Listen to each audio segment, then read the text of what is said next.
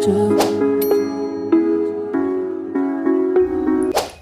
semuanya, saya Dian Andini dengan NPM 22106311400015. Pada kesempatan kali ini saya akan menjelaskan mengenai apa sih itu Artificial Intelligence, Blockchain, Cloud Computing, serta Data Analytics. Baik, langsung saja yang pertama yaitu mengenai Artificial Intelligence. Kalian pasti sering gak sih mendengar kata AI atau Artificial Intelligence ini?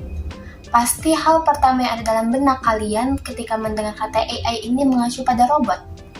Nah, menurut para ahli sendiri, apa sih arti Artificial Intelligence ini? Menurut John McCarthy, sebagai bapak AI dunia, Artificial Intelligence atau AI ini adalah ilmu yang bertujuan untuk mengembangkan mesin yang berperilaku seolah-olah mereka cerdas. Khususnya program komputer cerdas. Bisa dikatakan bahwa AI adalah teknik dan ilmu untuk membuat mesin menjadi cerdas terutama dalam program komputer. AI ataupun kecerdasan buatan ini merupakan proses kecerdasan manusia yang diterapkan pada semua mesin, terutama pada sistem komputer.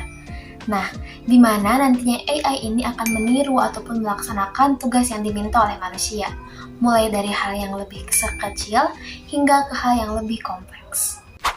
Tentunya, Artificial Intelligence ini dapat diterapkan dalam kehidupan sehari-hari, seperti penggunaan asisten virtual, filter email, mobil self-driving, alat pembersih lantai, ataupun rekomendasi e-commerce.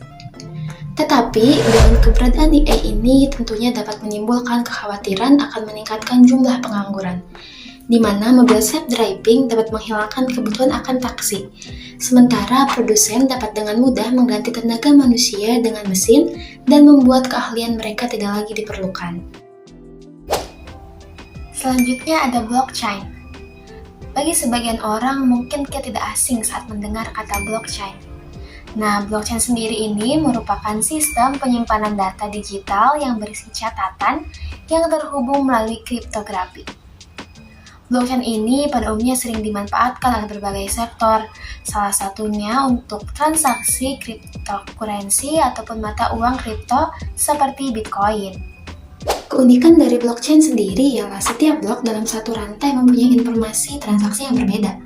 Jadi, setiap blok dapat menampung beribu transaksi dalam satu atap, serta dapat menyimpan data hingga 1 MB.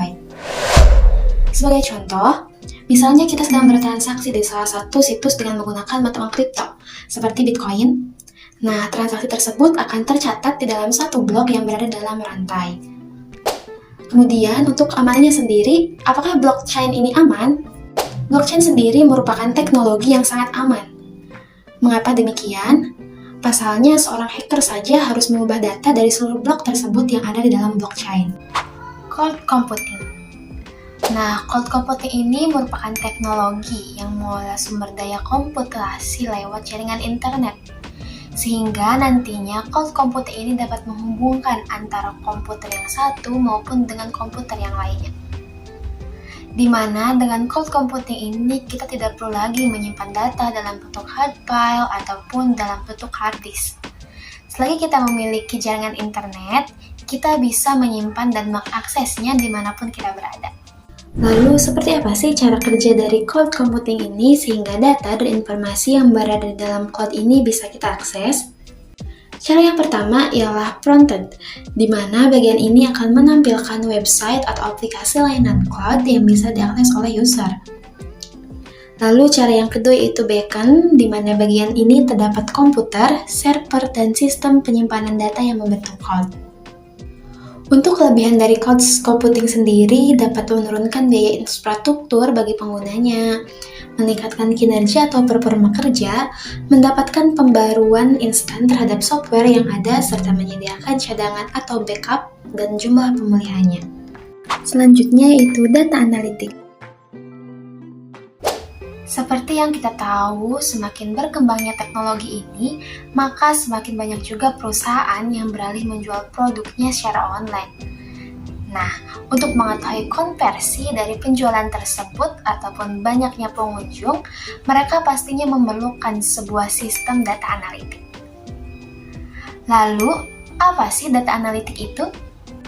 Data analitik merupakan proses memeriksa kumpulan data untuk menarik kesimpulan tentang informasi yang dikandungnya, yang kadang memerlukan bantuan sistem sebagai sebuah istilah.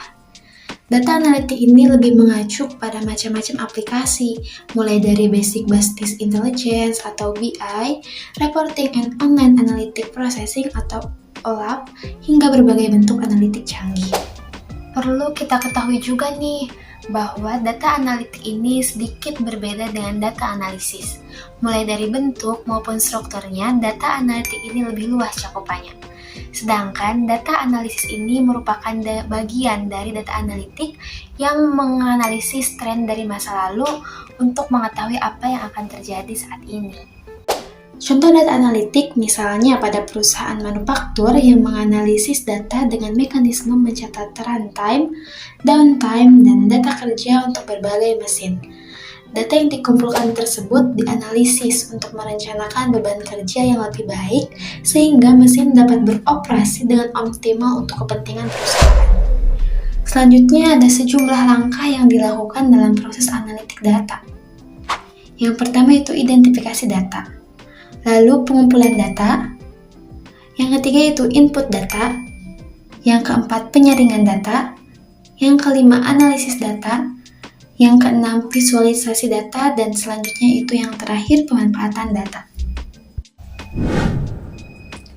Cukup sekian pemaparan yang dapat saya sampaikan, kurang lebihnya mohon maaf. Terima kasih.